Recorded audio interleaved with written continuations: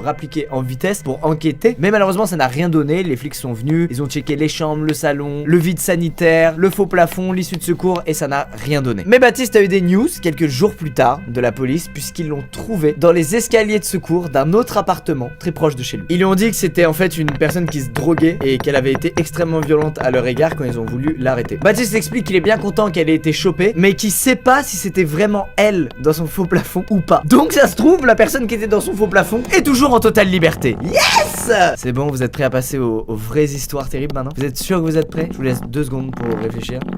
On y va. Lucie a rencontré, comme beaucoup de filles, un mec sur Tinder qui lui plaît. Ils se sont parlé pendant plusieurs semaines sans se voir en vrai et ils ont même découvert qu'ils avaient quelques amis en commun, ce qui est un truc plutôt rassurant quand tu rencontres quelqu'un sur Tinder finalement. Tu te dis bon, on a quand même des connexions indirectes, donc logiquement je risque pas de me faire tuer par cette personne quoi. Si tu prends le cas extrême. Lucie explique qu'un soir elle était un peu en déprime et elle avait envie de voir quelqu'un. Elle a donc appelé un Uber et elle a décidé d'aller chez ce mec